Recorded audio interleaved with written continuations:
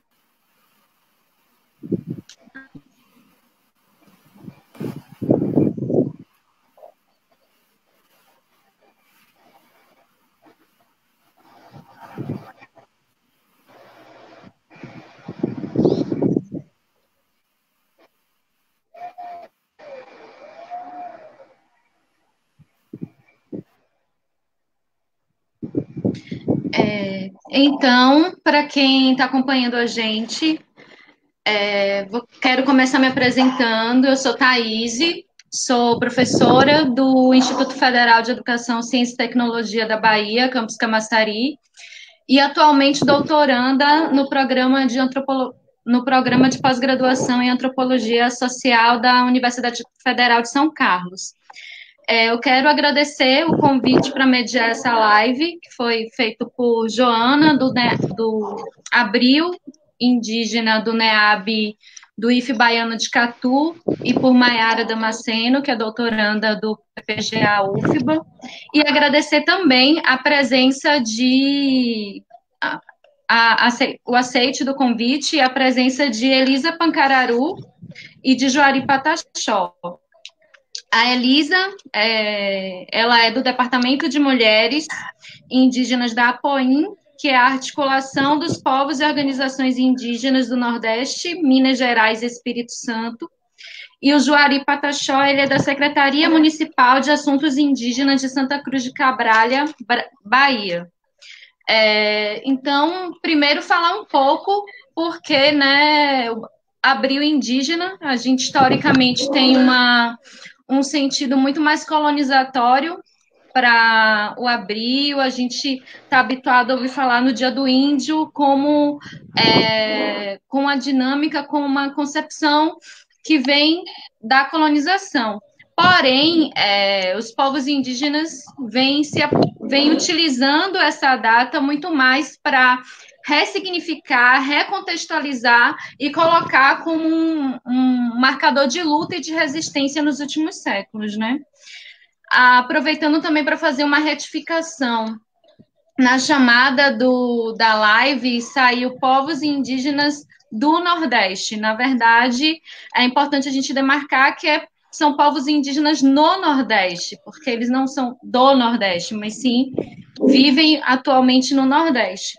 E aí apontar a importância também de desconstruir ainda, né, embora a gente já tenha desconstruído muito essa concepção de que os povos indígenas no Nordeste são menos indígenas por terem menos uma imagem que se espera, por não se encaixarem dentro de um estigma que, na verdade, é muito mais um estigma de colonização do que o que corresponde de fato à realidade dos povos indígenas. Então, nas últimas décadas, esses povos que vivem no Nordeste, eles encamparam um processo de luta para assim, não só nas últimas décadas, mas principalmente nas últimas décadas, em relação à retomada de suas terras tradicionais, de seus territórios tradicionais. E hoje, a ideia da gente é fazer uma conversa sobre o contexto em tempos de Covid-19, nesse momento de pandemia mundial, como é que isso se relaciona diretamente com a vida e com a organização desses povos que estão no Nordeste brasileiro. E aí a gente aproveita para indicar um material que saiu recentemente, que é um material chamado Análise de Vulnerabilidade Demográfica e Infraestrutura das Terras Indígenas das terras indígenas à Covid-19, que é um caderno de insumos que foi construído por Marta Azevedo, Fernando Damasco, Marta Antunes, Marcos Henrique Martins e Matheus Pinto Rebouças. Esse material ele está na internet, então se vocês colocarem análise de vulnerabilidade demográfica, infraestrutura das terras indígenas no Google, dá para aparecer, ele tem PDF, é um material muito rico. E aí, antes de começar, eu queria aproveitar só para demarcar dois dados que estão nesse material, que apontam que 0,5% das pessoas infectadas atualmente pela Covid são indígenas, ou seja, um percentual um pouco maior do que o percentual de indígenas dentro da população brasileira. E dentro do índice de vulnerabilidade que foi construído nesse material, foi construído e que está expresso nesse material, a gente tem 7 terras indígenas, 7 aldeias no Nordeste que estão dentro do que é colocado como índice de vulnerabilidade crítica ao Covid, que são 3 no Maranhão, uma no Ceará. As do Maranhão são Geralda Toco Preto, Urucu, Juruá, Porquinhos. No Ceará, a aldeia Pitaguari. Na Paraíba, a aldeia Potiguara de Montemor. Em Alagoas, a aldeia Uaçu Cocal. E na Bahia, a aldeia Velha, que é uma aldeia Pataxó, né? Então, só fazendo essa contextualização da proposta da live e de alguns elementos que são importantes. E agora passo a palavra para a Elisa, e só a gente quer muito contar com a participação de Joari, porque ele tem problema com a internet, então a gente deseja que ele consiga entrar na sala. Então, a gente vai mediando, e aí só aproveitando e passando a palavra para Elisa e recolocando Elisa Pancararu, que é do Departamento de Mulheres Indígenas da POIM, que é a articulação dos povos e organizações indígenas do Nordeste, Minas Gerais e Espírito Santo.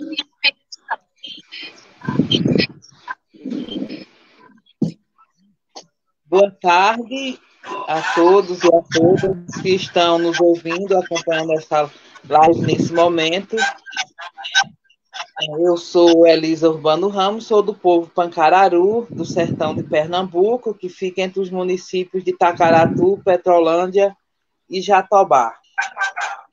Agradecer o convite para que eu possa estar fazendo também um panorama do que está acontecendo aqui ao redor do nosso território Pancararu, mas também de notícias que a gente vem acompanhando de outros povos, outros parentes nesse Brasil. E aí, em princípio, nesse tempo de pandemia, eu quero dizer que o Covid-19 é um elemento novo, porém estranho à nossa sociedade indígena. E que, de repente, ele pula das telas da TV e invade as nossas vidas, a nossa forma de organização, os nossos territórios. E aí, no momento em que a gente faz traz essas reflexões acerca da pandemia, nós vamos refletir sobre uma série de outras vertentes, tanto ligada ao Covid-19, como de um contexto que faz parte da história dos povos indígenas. E o primeiro contexto histórico é, de fato, as epidemias que vêm junto com o invasor, colonizador, explorador, em 1500, né? Então, muitos dos nossos povos foram praticamente sumiram, né? Foram mortos por doenças estranhas ao convívio, à forma de vida desses povos, desses territórios. E aí, falar das epidemias é a gente falar também de sistemas de saúde. Então, os sistemas de saúde indígena, a gente costuma falar apenas do Sistema Único de Saúde como se só existisse um sistema. Mas, na verdade, os povos indígenas têm os seus sistemas de cura, a sua medicina tradicional, a sua forma de vida, a sua forma de educar, e, de repente, essa colonização vem e invade com suas mazelas esses nossos sistemas, essas nossas formas de vida. E aí os povos indígenas são de cultura de coletividade, e especialmente de Pancararu, que é o meu lugar de fala. Eu estou na aldeia, né? Eu estou no território de Pancararu, e nós estamos em um chamado isolamento social, mas, na verdade, como bem reflete a nossa parente Cristiane Pancararu, não é apenas um isolamento social, mas um isolamento onde as políticas públicas se isolam de nós, né? No sentido de o Estado brasileiro violar os nossos direitos, né? Negar esses direitos. E aí, vários são esses direitos que são violados. Em princípio, o direito aos nossos territórios, né? Então, há pouco tempo, eu estava em uma outra live do PPGA da UFPE, e conosco estava a parente Eliane Putira, que é também do departamento, que também está no Pará, né, no PPGA do Pará, e nós fazíamos essa reflexão sobre o sentido desses nossos territórios, né, dessas nossas vidas coletivas. Então, de repente, esse elemento estranho afeta as nossas formas de alimentação, de nos alimentarmos em conjunto, os nossos rituais sagrados, as nossos sistemas de cura, onde a nós é imposto o afastamento, o distanciamento uns dos outros.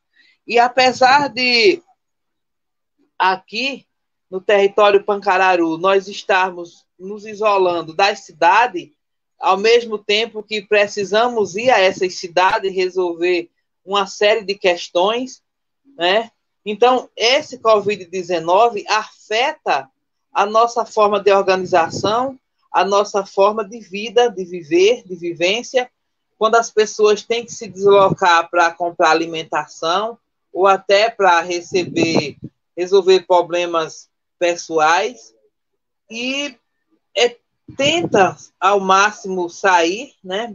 Bem como a entrada de pessoas estranhas, até porque essas epidemias elas vêm de fora para dentro, né? Elas não se constituem nos nossos territórios, elas não se constituem nos nossos sistemas de saúde, e uma vez que ela vem como elemento estranho, então o sistema estranho à nossa cultura tem o dever de curar. E nesse momento, o Estado brasileiro põe-se com todas as dificuldades com a população brasileira. Imagine os nossos indígenas que já sabemos notícias de mortes e contaminações em outros estados, e no estado de Pernambuco, também nos estados do Nordeste. E aí essa cultura de coletividade, ela é afetada, né? Ela é afetada, e como nós, com nossos costumes de 300, 200, 1000 pessoas estarem ao mesmo tempo se alimentando no mesmo espaço, dançando no mesmo espaço, cantando seus cantos no mesmo espaço, realizando os seus sistemas de cura de forma coletiva, e somos afetadas com a imposição de um distanciamento um dos outros, e, ao mesmo tempo que isso revela outras problemáticas, outros desafios. Então, a epidemia não vem sozinha. Com ela, vem outras mazelas sociais, que se atrela ao preconceito, à discriminação, o racismo, que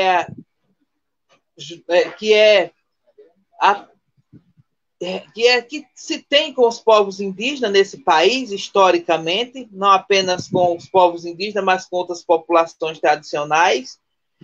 E vem o desafio de estarmos conversando sobre o assunto, de estarmos dizendo aos nossos, informando os perigos e as problemáticas.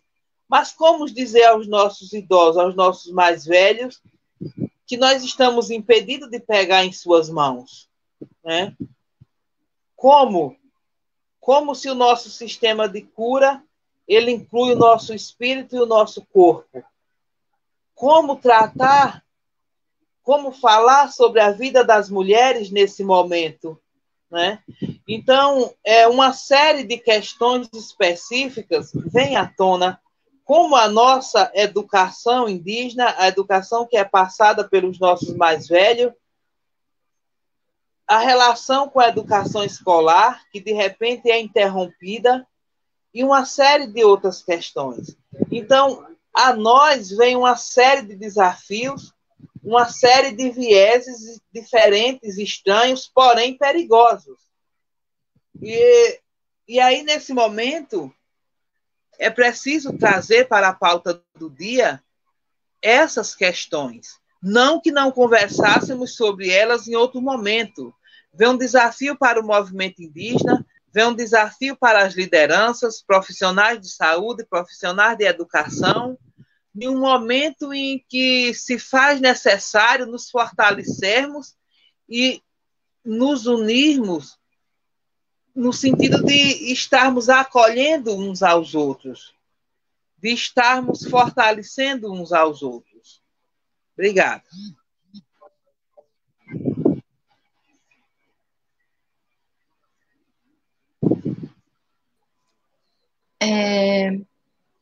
Então, no momento, no momento, a gente teria a fala de Juari, que está com dificuldade de acessar por causa da internet, que deu problema. Então, quem quiser pode apontar questões, perguntar coisas também que queira para Elisa. Enquanto isso, eu queria fazer algumas considerações, né? Enquanto vocês que estão assistindo apontam questões, a gente espera um pouco para ver se Juari entra, e aí ele entrando, ele faz a fala, né? Eu queria aproveitar, né, já que é uma live organizada por um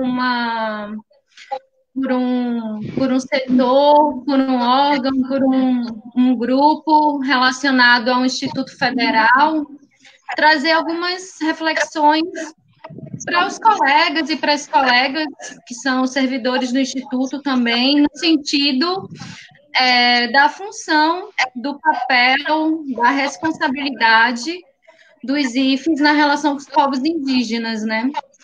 Um é que a gente está vendo... Pronto. Eu vou interromper agora o que eu estava falando, porque não é o mais importante. A gente ouve agora Juari reapresentando ele, e aí depois a gente passa para as questões que vocês coloquem e a gente faz um bate-papo.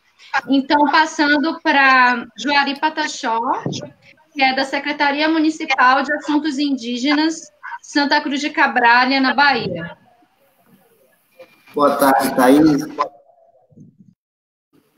Boa tarde, Elisa. Tudo bom? Desculpa aí pela demora, que a internet aqui acabou, eu não sei se é o sistema, mas, enfim, né, consegui. E dizer que estou aqui, né, junto com vocês, agradecer aí, né, a todos pelo convite e essa importância, esse momento da gente estar tendo esse diálogo através da internet, e principalmente no momento que estamos passando aí a situação, né, os povos indígenas do Nordeste, nós aqui da nossa região. Atualmente estou na pasta de secretário de Assuntos Indígenas de Santa Cruz de Cabrália, né, aqui no município, na região sul da Bahia, né, onde, né, temos aqui no nosso município 8 comunidades Pataxó, e uma das maiores, né, inclusive do Nordeste, que é em Coroa Vermelha. E trago aqui, né, toda a disposição de estar junto com vocês, poder responder, poder contribuir também, né, com que a gente estamos lidando aqui, né, com a atual, né, situação mundial.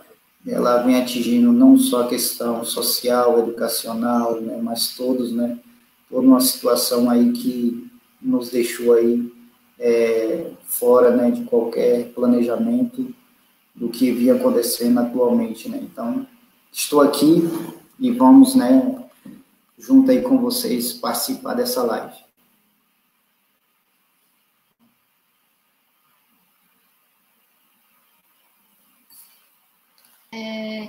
Tá. Então, eu vou continuar a questão que eu estava colocando, né? Aproveitando que... agradecer a fala do Juari também. Ai, isso aí. Ai, que susto.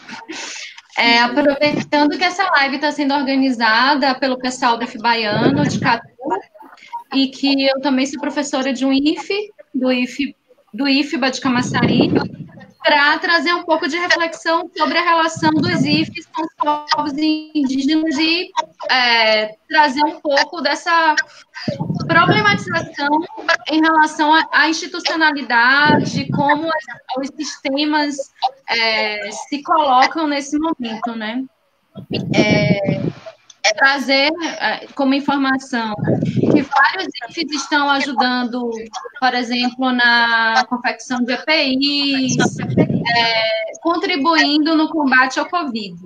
Mas, ao mesmo tempo, eu queria aproveitar essa live para trazer uma questão que eu acho que é anterior a esse contexto de Covid-19 e que, para mim, enquanto professora, enquanto psicóloga, enquanto alguém que tem alguma relação com a discussão da temática indígena nos IFs, me inquieta bastante, né, são duas coisas. Uma, a gente pauta muito pouco a questão indígena, a temática indígena nos IFs.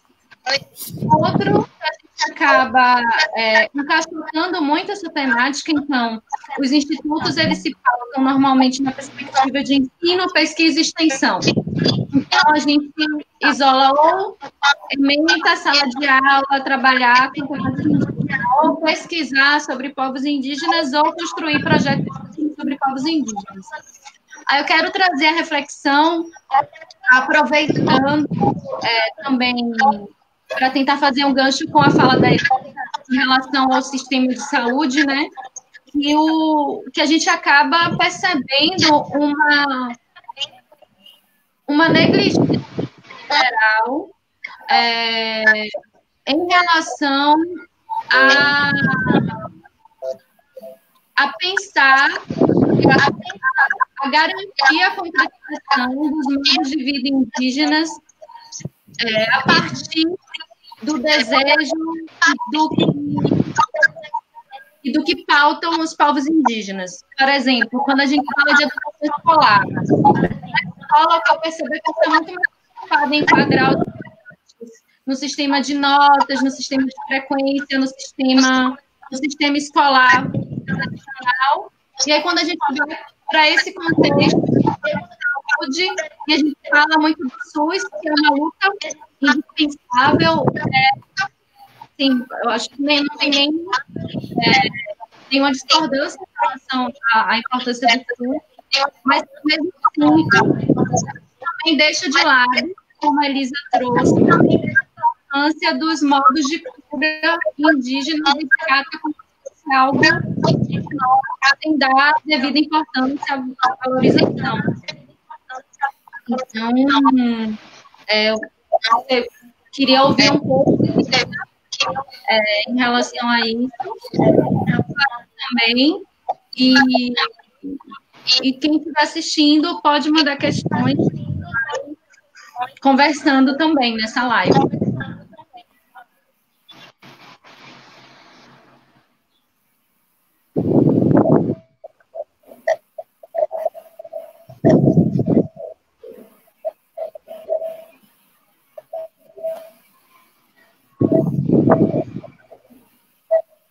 Quem fala?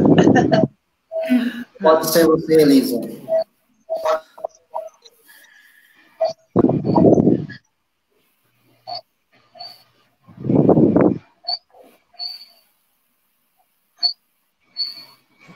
Bem, nós estamos há pouco, Thaís falava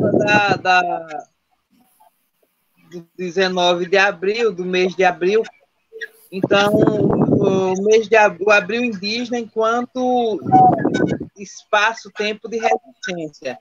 E aí, o que anualmente acontecia, a maior assembleia do Brasil, o acampamento Terra Livre, então vai acontecer de forma virtual, com várias lives, com várias temáticas. Mas, nesse momento em que os institutos federais, as universidades pautam a questão indígena, então se faz necessário a gente trazer o diálogo com os indígenas que lá estão, mas também pensar essa forma como historicamente nós fomos tratados, né? E aí a instituição escola tem uma parcela de culpa na negação da existência dos nossos povos. E aí o contexto histórico da instituição escola no Brasil tem uma carreira de destruição, de apagamento das nossas identidades. Então, no momento em que nós temos essa ciência de que na história desse país há um objetivo claro, houve e há um objetivo claro de apagamento das nossas histórias, apagamento da nossa presença e, obviamente, o apagamento das nossas necessidades e forma de vida. Então, eis o motivo da violação do direito aos nossos territórios e a educação escolar indígena deve romper, tem se rompido com esse formato da cultura escolar nesse país, né? E aí, você falava dos instrumentos pedagógicos que não cabe a nossa realidade dentro deles, no entanto, nós somos forçados a entrar nesses quadrados. E, da mesma forma, vão desrespeitando as nossas formas de cura. Da mesma forma que o sistema de educação escolar não chama atenção para essa nossa existência, e sim fortalece um apagamento das nossas identidades, mesmo com a presença de mais de 300 povos, falando mais de 270 línguas diferentes. Essa cultura brasileira, esse costume do povo brasileiro de negar a nossa existência e, obviamente, negar os nossos direitos, passa também pela problemática atual que nós estamos vivendo. Tem um viés de ligação com a Covid-19, tem um viés de ligação com a forma de tratar esses indígenas que estão ameaçados pela essa relação de contato, né? Então, esse elemento estranho, ele não vem sozinho. A ele está atrelado uma série de negações. E aí a gente não pode deixar de levar esses viés, de atrelar as instituições de ensino superior, as políticas públicas do Estado brasileiro e a forma como vem tratando os nossos povos. E essa forma errônea de tratar os nossos povos, que viola e violenta de norte a sul desse país, e que tem uma legitimidade do Estado brasileiro para que territórios sejam invadidos por garimpeiros, por fazendeiros, por porceiros, pela forma racista de tratar, não apenas nas suas falas, mas principalmente nas suas atitudes e na forma de ofertar o serviço público que também nos pertence, né? E aí, nesse momento de reflexão do movimento indígena, das lideranças indígenas, dos povos indígenas, temos a missão de chamar ao diálogo, de chamar ao debate sobre essa forma de tratamento que nos vem sendo dada. Então, talvez um momento ruim, né? Não poderíamos tirar ponto positivo de uma pandemia, mas poderíamos destacar que, nesse momento, vem a chamada a repensar, né? Então, não que estivéssemos parados, não. A todo momento, as lideranças indígenas, o movimento indígena, as pessoas das suas aldeias, nas nossas aldeias, nos nossos territórios, estamos a fazer essa chamada aos nossos e aos outros parentes. Mas, à medida também que nos colocamos à disposição para fazer parte dessa construção, né?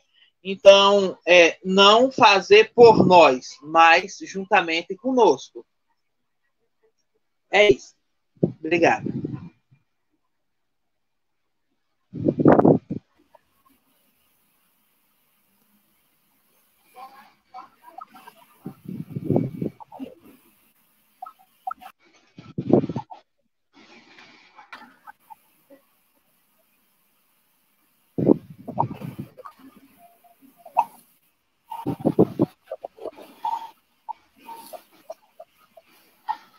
Thaisa.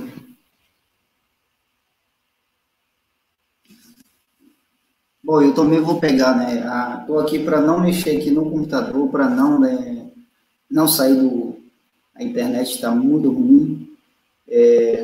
Se eu mexer aqui em qualquer situação, acaba saindo. Mas, Thaisa, assim, a gente, né, vemos passando aí por um momento mundial dessa pandemia, né? Inclusive, eu participo aqui de diversas reuniões, né, de lideranças, conselhos, e a gente vem trabalhando, né, a cada ano no planejamento de luta, né, contra os direitos dos povos indígenas, e a gente deparamos aí com a situação, né, que, para os meus olhos, nunca ter visto essa passagem, e eu acredito, assim, que muitas lideranças e outras pessoas mais velhas já viram isso, ou se não viram, né, já passaram por diversas situações, talvez até piores do que a nossa, mas, enfim, na nossa região mesmo, né, a gente tinha diversas programações aí do Abril Indígena, né, inclusive aí com, né, essa programação que a gente tinha também no movimento indígena através do acampamento livre, e aí de forma tão rápida, né, e a gente temos que mudar toda a estratégia nossa de luta, mas eu sempre falo, né, nas minhas falas, né, que para nós é mais um fogo de 51, na verdade, já houve uma situação igualzinha a essa, ou talvez pior, onde os nossos mais velhos tinham que ficar escondidos, muitas vezes isolados, né?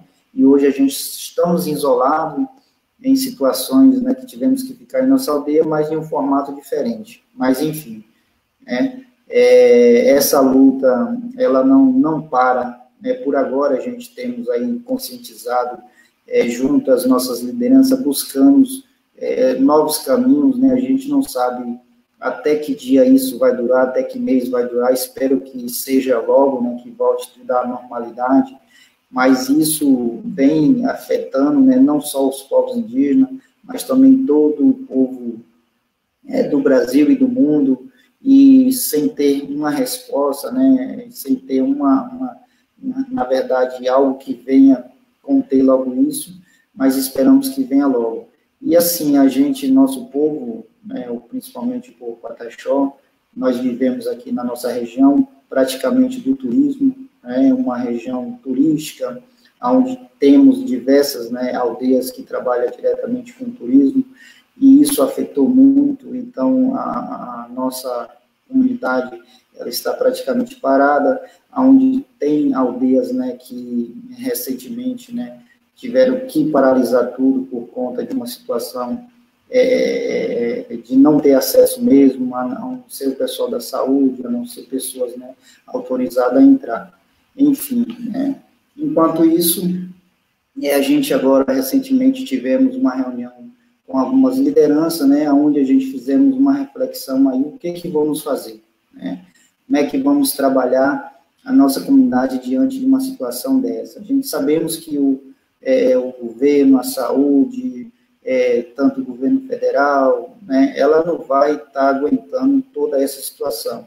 E aí a gente, né, sentamos para analisar de que forma, né, podemos estar preparando para uma situação mais emergencial, ou seja, né, precisamos, né, conscientizar as nossas aldeias de uma estratégia de realmente não ter que passar mais necessidade, né.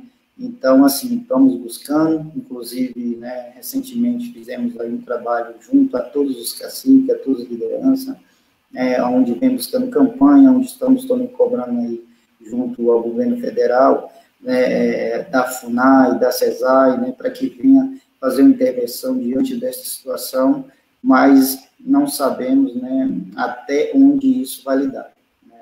Então, assim, inclusive agora, né, o acampamento livre, ele vai ser tudo via internet, inclusive, assim, eu fiquei, né, me perguntando, né, como lidar pela primeira vez aí de um acampamento livre, tudo online, onde a gente estava ali acostumado, né, ver, pisar, tá tendo aquela discussão ali no momento, né, onde as lideranças estavam pisando no setor de reivindicação, que era em Brasília, e aí tinha divisões de tarefa, muita, né, cantos e danços, né, e aí, assim, para tudo há uma saída, né, para tudo há um caminho, e esse caminho foi através da internet, como está acontecendo também as lives, né, eu nunca né, foi muito ligado a essa questão, para a gente aqui é mais sentar, olhar olho no olho, fazer as nossas reuniões, mas muitas das vezes a gente teve que também fazer reuniões aqui, né, tudo com as lideranças através, né,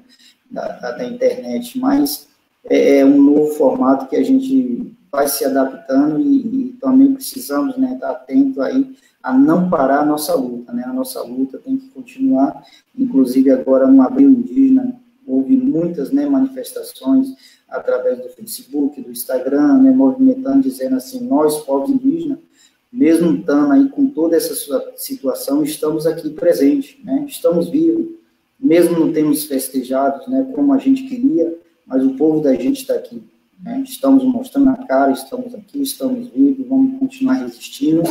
Eu acho que isso foi muito bom, né, e isso está sendo, né, um lado positivo diante de uma situação de, vamos dizer assim, de calamidade. Então, assim, a gente, esse acampamento livre que vai ter agora, que vai ser, né, próximo agora, dia 27, vai ser 3 dias, então, lideranças indígenas, movimentos indígenas estarão todos, né, atuando aí pela internet, mandando suas mensagens, fazendo suas reuniões, com todas as lideranças, né, que estão mais informatizadas, que estão mais próximas aí dos movimentos, estarão participando dessa situação. Então, assim, como diz né, os nossos mais velhos, né, tempos ruins virão, né, mas a gente temos que estar sempre preparado, porque nada é fácil, nada foi fácil, nada será fácil. Mas, de qualquer forma, né, enquanto nós aqui na nossa região, a gente tem buscado orientar o nosso povo para que realmente tenha cuidado, para que realmente fique em casa, para que realmente não venha, né, trazer aí uma situação ruim para a gente não esperamos isso, porque a gente sabe que essa doença, ela é muito perigosa, e a gente precisa ter a consciência, precisa conscientizar os nossos mais velhos, os nossos jovens também, a ter todo o cuidado de sair para uma cidade, se sair só com a questão de uma emergência. A gente sabe que temos aldeias aí que estão mais próximas, né, da cidade, como é o caso de Coroa Vermelha, e a gente, muitas vezes, que está na linha de frente, temos que estar no dia a dia, mas, né, se precavendo, né, porque não pode parar também, a gente não devemos parar de continuar lutando, inclusive os nossos indígenas, nossos enfermeiros, né, as pessoas que estão de frente aí, as pessoas que todos os dias estão lidando com essa situação. Mas a gente estamos aqui, vamos continuar, né, estamos aí fechando já o Abril Indígena, vamos fechar com, né, esse acampamento livre, mas a gente tem participado muito aqui de outras reuniões, né, com outros caciques, outras lideranças de outras regiões, temos informações, né, como é que está o andamento de todos os povos indígenas no Brasil, graças a Deus aí né, a situação nas aldeias, a própria comunidade, as próprias lideranças, elas têm se posicionado. Tá aí, sim. Opa. Fica à vontade. Deu uma paradinha aí, eu acho que a internet. Maiara falou aqui. Elisa caiu, na verdade. Isso. Eu também estou tendo maior cuidado para não cair, né? Se mexer aqui, qualquer coisa acaba caindo. Mas, Thaís, né? Estamos aqui todos os dias, né, trabalhando, né? Todos os dias a gente tem orientado a nossa comunidade. Aqui na nossa região mesmo, sul, do extremo sul da Bahia, são 40 e poucas aldeias, 42 aldeias do povo Pataxó, mas a gente estamos aqui próximo aos Pinambá também alinhado informações. Então, o pessoal que está assistindo lançou algumas questões. Primeiro, eu queria consultar vocês se eu trago todas elas ou se a gente faz por partes. São coisas que se relacionam, então acho que dá para trazer todas e cada um, Juari e Elisa, apontarem as questões que... Pode ser assim? Tá. Queria agradecer Rosilene Tuchá, que está assistindo. Ela trouxe algumas questões também. A Selma, ela perguntou como é que está a assistência dada nas aldeias em relação a esse contexto de Covid. E a Rosilene, ela perguntou sobre o que é que os Pataxó estão usando como estratégia de prevenção e como é que nesse momento, pensar no isolamento numa aldeia como Coroa Vermelha, né? E aí eu queria aproveitar, para estender essa questão das estratégias de prevenção para o Sancararu também e trazer um elemento que Juari, eu não sei se viu o material, porque não estava no início da live por causa da internet, entre as aldeias que estão vistas como em vulnerabilidade crítica no Nordeste, uma delas é a Aldeia Velha.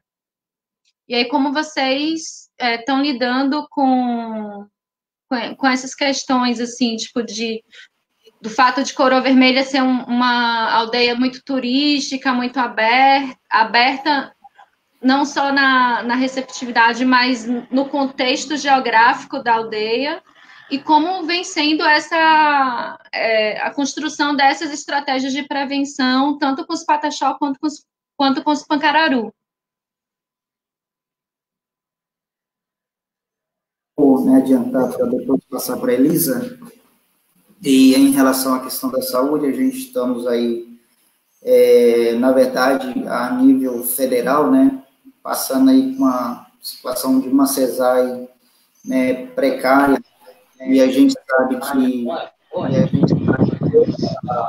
a nossa comunidade, né, nossas aldeias, depende muito dessa assistência da cesárea, e da última da hora que, né, depois dessa pandemia, que começou realmente sair, né, um transporte, sair os EPIs, né, mas de forma bem ainda vagarosamente, mas que deveria ter isso, né, mais preparado, né, com agilidade.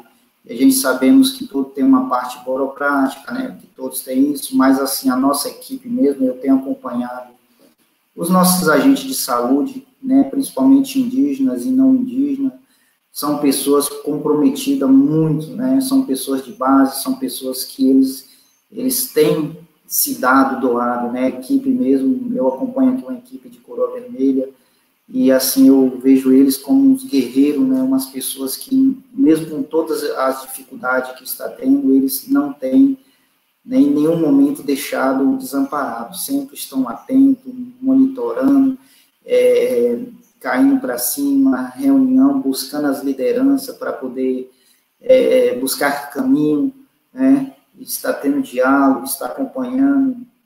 A princípio, a gente teve um caso aqui, né, um caso que estava suspeito, mas graças a Deus, não de um indígena, né, mas não teve, né, deu negativo, e isso, né, para a gente que estava, né, naquela situação, esperando uma situação, mas graças a Deus tudo foi resolvido.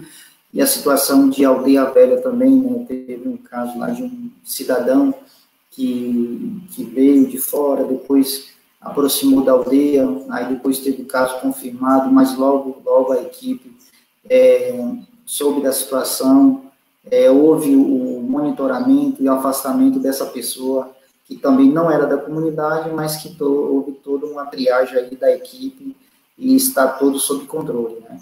Então, está tudo caminhando. E assim, Elisa, Thaís, quando houve logo essa situação, uma das questões logo que os caciques e as lideranças tomaram a iniciativa foram de fechar, né?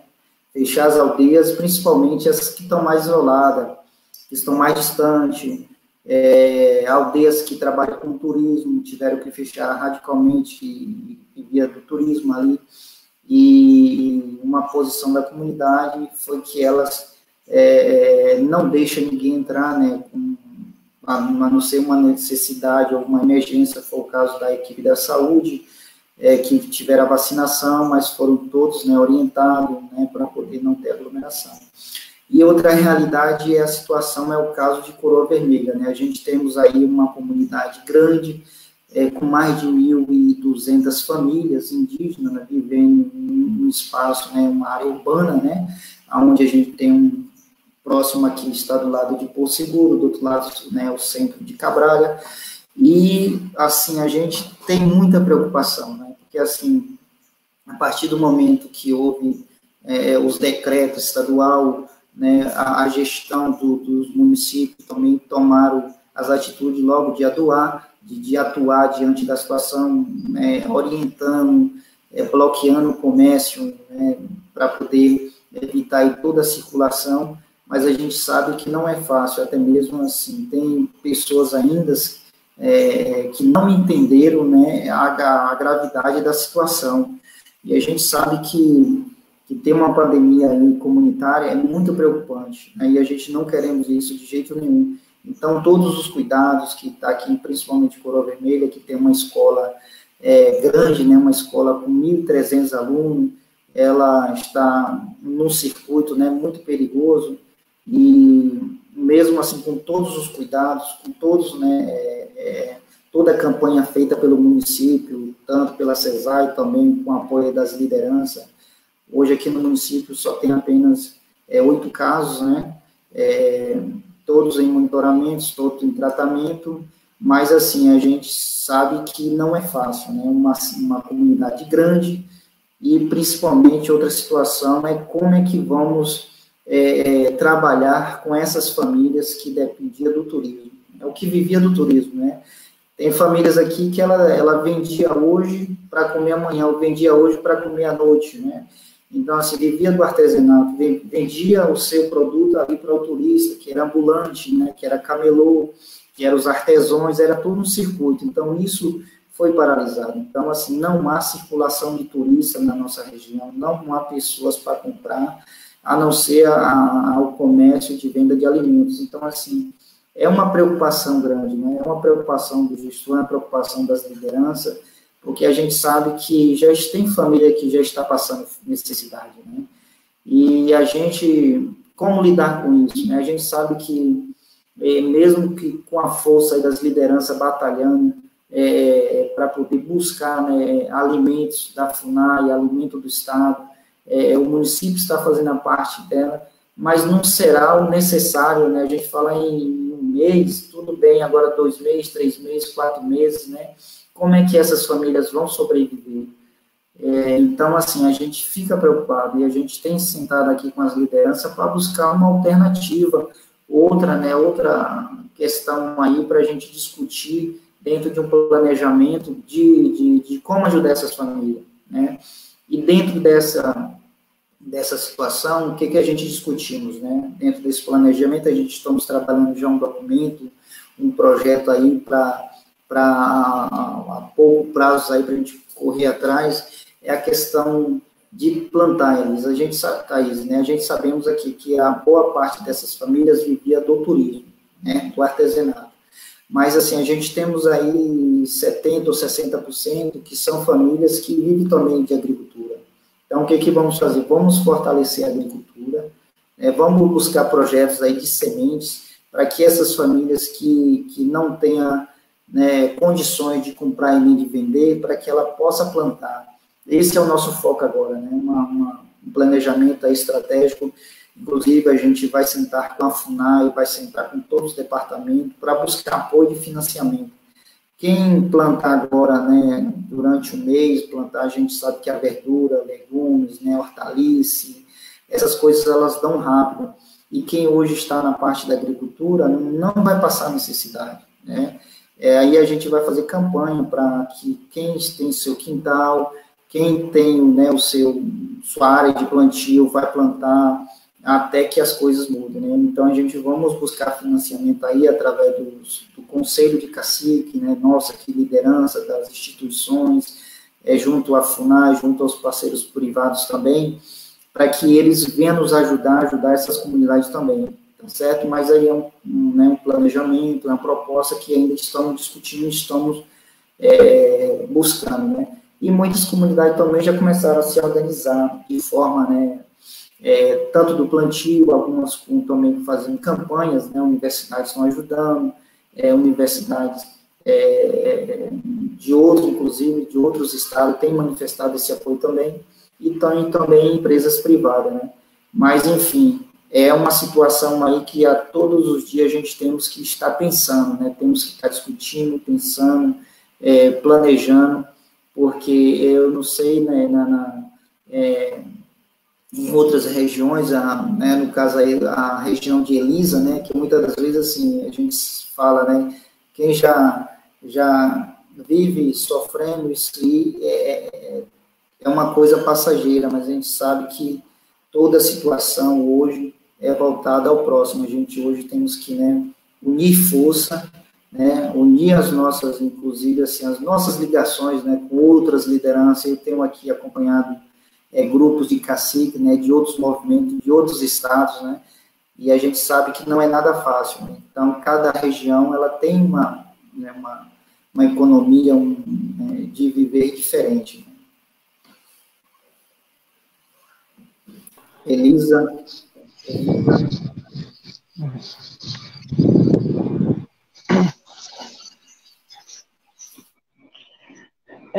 Aqui no território Pancararu, como nos demais territórios que sempre ficam próximos de alguma cidade, mas nós estamos entre 3 municípios e, e aí a circulação de indígena indo resolver suas questões pessoais nesses municípios é frequente, né? Então, de repente, esses municípios também têm que se organizarem. Mas aí, nossas lideranças, caciques, juntamente com representantes de profissionais de saúde, de educação, também decidiram fechar as principais entradas da aldeia. No início foi questionado, foi ruim, mas à medida que a pandemia vai se agravando, então é necessário que os cuidados sejam ampliados. Então, as pessoas, meio próprio indígena que vem das cidades como São Paulo, Recife, em outros estados, então se tomou a decisão de que essas pessoas têm que ficar em quarentena, têm que ficar um tempo, têm que cumprir um tempo isolado dos demais. Então, é claro que para a gente que tem o costume de estarmos sempre juntos, um andando na casa do outro, se encontrando em várias atividades coletivas, de repente a gente tem uma outra missão que é informar aos demais parentes os cuidados que devem ter, né? Então, andar na cidade o mínimo possível. Então, algumas cidades próximas, vamos ter mais próximas, além dos municípios os quais fazemos parte, enquanto munícipes, outras cidades que as pessoas, por exemplo, saem para resolver questão de saúde e até para ir o comércio mesmo. Então, de repente, essas cidades começam a aumentar o seu número de infectados e os cuidados passam a ser maiores. E aí, algumas pessoas que também têm suas atividades comerciais para atuar, tem seu artesanato para vender, algumas coisas que devem se fazer nas cidades. E aí são situações que são novas, né? Então, penso que em todas as aldeias, os territórios indígenas, essas situações mudam completamente, né? É um fator novo na vida da comunidade e ora teremos dificuldades, né? Então, ora estaremos a nos ajudar, né? Então, mas é uma situação a se conversar. Então, a partir do que eu vou ouvindo dos parentes, tanto de outros estados, de outras. Então, a gente vai percebendo que há uma sintonia no ponto de vista das lideranças estarem caminhando essas problemáticas, né? Então, penso que a essência indígena que há em nós faz com que haja essa sintonia na forma de resolver determinados problemas, né? Então, se bem que a pandemia não é um problema, mas um conjunto de problemas atrelados uns aos outros.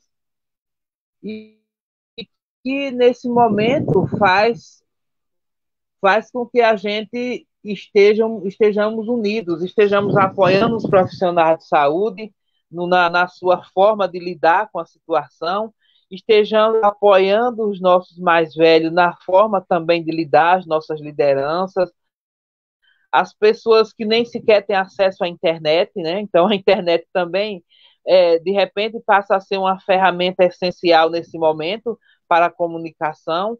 Então, mas aí tem pessoas que nem sequer convivem com a existência da internet, e aí vamos nos ajudando, vamos nos apoiando, né? Mas, de fato, é um problema que não vem sozinho. Ele traz com ele uma série de outros problemas das mais diversas naturezas. E nesse momento, né, então, nos convém a trazer à tona a reflexão sobre esses assuntos. Como bem foi colocado, né, pelo Juari, nós, povos indígenas de todo o Brasil, né, não era um momento de debate, de festejo, de cantos, de rituais, de estar pensando, planejando, trocando experiências uns com os outros, e tudo isso é mudado, bem como é mudada a realidade das escolas, a realidade dos postos de saúde, a realidade dos artesãos, e a gente vai não se acostumando com a questão, mas procurando formas de amenizar os impactos, né? Então, os impactos são muitos, de forma diferente, mas são impactos na vida das famílias, das pessoas. E, nesse momento, realmente é isso que o Juari disse, estarmos nos apoiando, né? Estarmos buscando alternativas até tudo isso passar, né? E mesmo quando tudo isso passar, haverá sequelas, haverá desafios, né? E pensar para além do presente, né? Pensar no presente, mas pensar para o futuro, né? As gerações que virão, como vamos lidar com essa situação pós-pandemia. Mas é isso. Quero aproveitar também para agradecer a José Carlos Tupinambá, que está assistindo, e Hanna Cariri Chocó. A gente já encaminhando para a finalização dessa live, né? Quero ler um comentário aqui que é de Rosilene Tuchá, que é um comentário bem relacionado a tudo que a gente está conversando hoje, que é o seguinte: estamos com grande expectativa em relação ao acampamento Terra Livre Abril Indígena. Com certeza levaremos muito mais informações para as aldeias. A ideia é conscientizar os nossos parentes sobre os perigos da pandemia, bem como fazer uma chamada para o sistema de saúde no Brasil no que se refere às medidas já adotadas, as medidas ausentes e a necessidade urgente de se construir novos planos de ação para combater o adentramento da Covid-19 em terras indígenas. E aí, já caminhando para o encerramento, eu quero colocar duas questões. Uma, quero aproveitar esse momento e essa live, e a gente sabe que é um momento de dificuldade, não só em relação à saúde, a não adoecer, mas também em relação a manter a vida, os sistemas, a economia se movimentando. E eu sei que os Pataxó estão com uma campanha de arrecadação, não é isso, Juari? Eu vi outro dia. Não sei se os Pancararu também estão. Eu quero colocar aberto para que a gente possa colocar nos comentários desse vídeo as informações dessas campanhas, para que a gente possa pegar essas informações e circular nos nossos grupos, para que a gente possa potencializar, fortalecer esse movimento de arrecadação para enfrentamento desse momento. E aí, ainda em relação a essa dificuldade, eu queria saber de Juari e de Elisa se tem se conseguido acessar recurso federal, porque a gente sabe que os não indígenas já estão com dificuldade. Como é que isso está em relação aos indígenas? Se tem conseguido acessar aquele auxílio, fazer cadastro, ou quem não tem como fazer acesso, como é que está isso? E caso vocês, assim, não sei se vocês querem colocar algo além disso, e a gente já ir finalizando, caminhando para finalizar a live, que a gente já tem um tempinho. Que eu acho que não tem... As questões que foram colocadas, a gente já...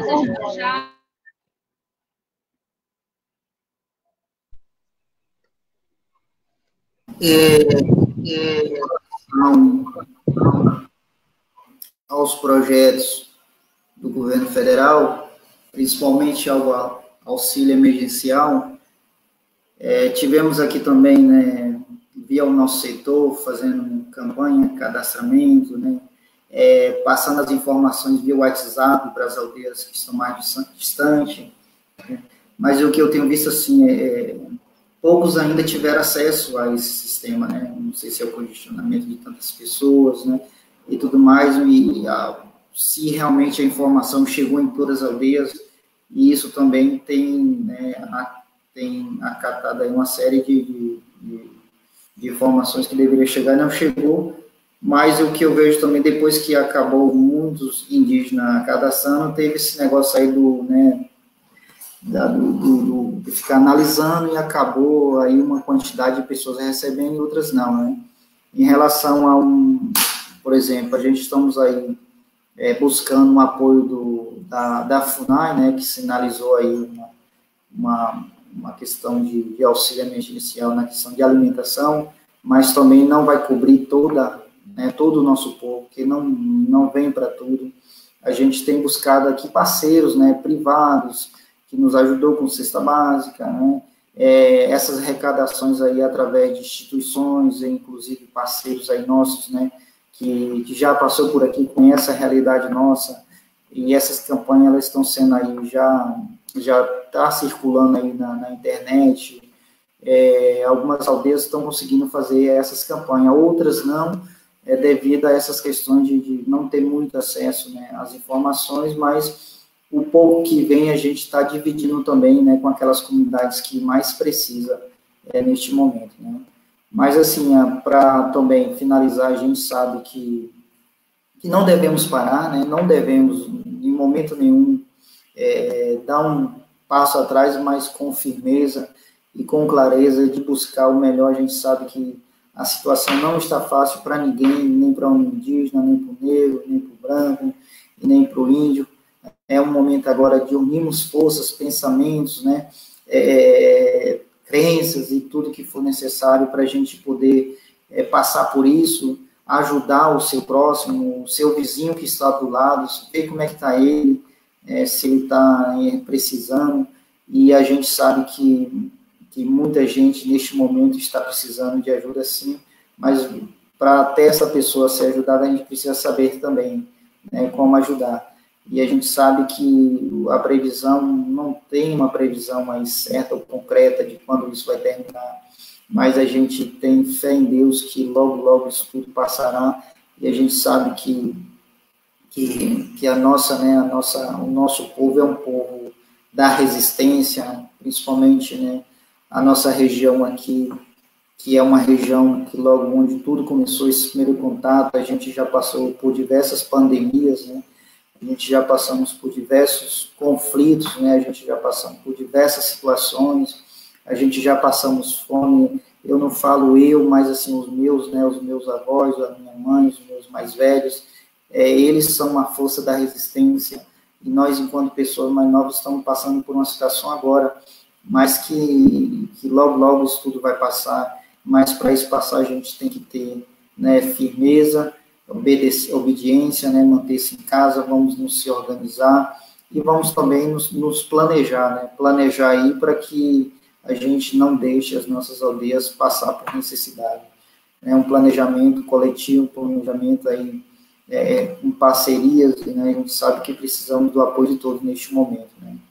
E eu, Thaís, né, só agradecer mesmo aí a vocês, a universidade, por nos proporcionar esse momento. Eu tenho passado aqui, né, diversas correrias, até mesmo para estar nesse momento aqui, tive que me planejar para estar junto com vocês, e passando um pouco também da nossa realidade, né, do nosso enfrentamento aqui. Eu acho que a Elisa aí também traz boas orientações, e a gente precisa do outro neste momento, né? A gente precisa de Elisa, a gente precisa, né, do Juari, a gente precisa de Rosilene, de Carlos Tupinambá, a gente precisa, né, de Ariçana, a gente precisa de todo mundo neste momento, né? É um momento agora de reflexão e de olhar um para o outro.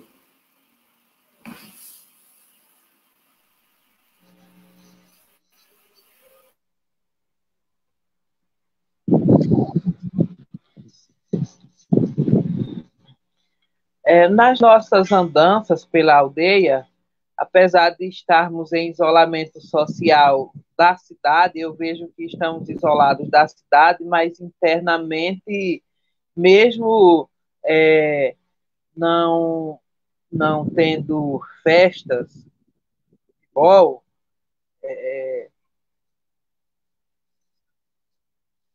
aglomerações de muitas pessoas, mas podemos ir conversar com os parentes, na casa dos parentes, dentro da aldeia, e a gente acompanhando esse auxílio emergencial, a gente vai ouvindo os parentes dizendo que pelo menos quem recebia a Bolsa Família recebeu automaticamente.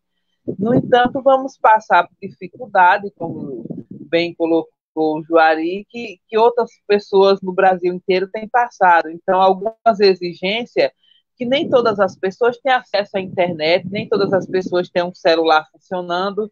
Então, na nossa aldeia, por exemplo, não tem sinal de celular. Então, mesmo que boa parte da população tenha acesso à internet, mas não tem acesso a utilizar o sinal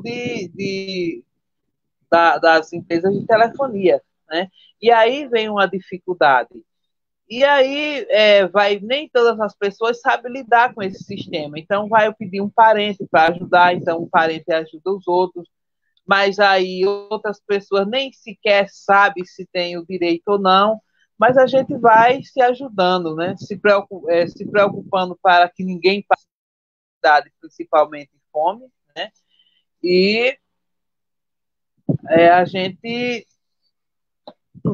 vai se ajudando em outros momentos mais difíceis, de seca, de outras epidemias já passamos. Então, e hoje nós estamos numa situação mais confortável, né? Em relação ao que já passou, o que já passamos no passado, que os nossos já passaram no passado.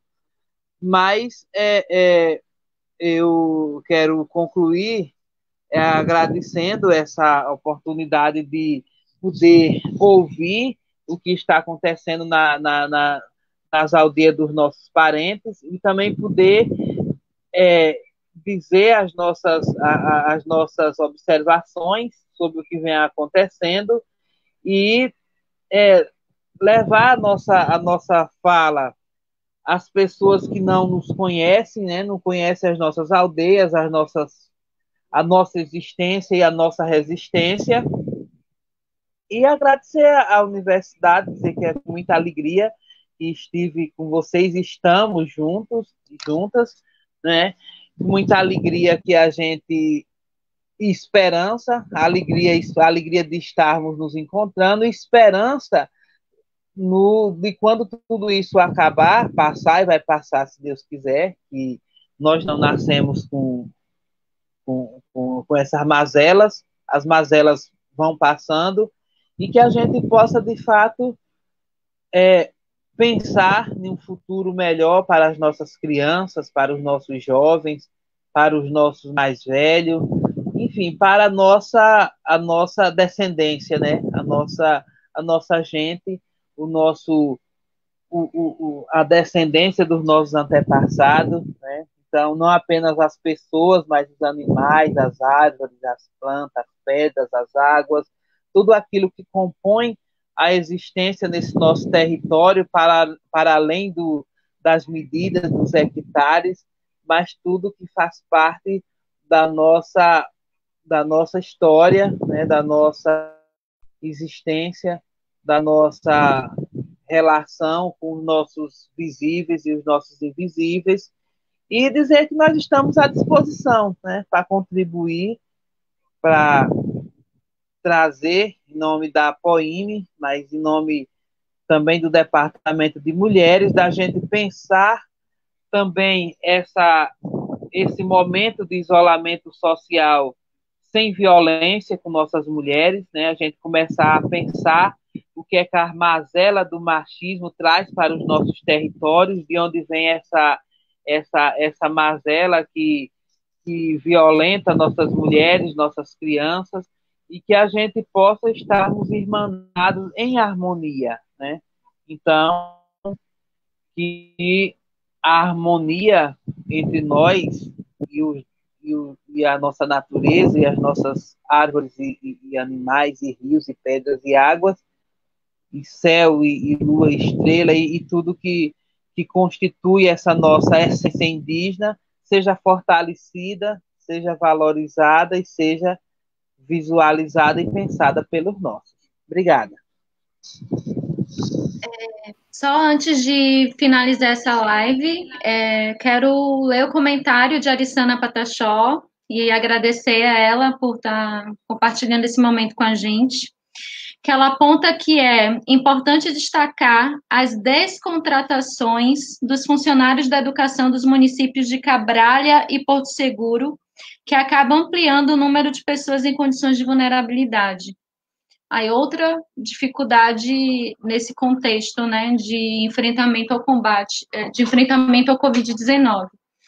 E aí a gente, finalizando, eu, Thaís, quero agradecer muito o convite de mediar esse momento, e em nome da organização, a Joana, do NEAB, do Abril Indígena, do NEAB IF Baiano Catu, a Maiara, agradecer muito a disponibilidade, a disposição, tanto de Elisa quanto de Joari nesse momento, em que é um momento muito atípico para a gente, que a gente precisa, de fato, ir conversando para ver como é que a gente pode ir superando isso, né? E agradecer também a todo mundo que assistiu e compartilhou esse tempo, que é muito rico, né, para a gente ir enfrentando todas essas dificuldades de agora. É isso. Obrigada. Obrigado, tchau, tchau. Tchau, tchau. Tchau, obrigada.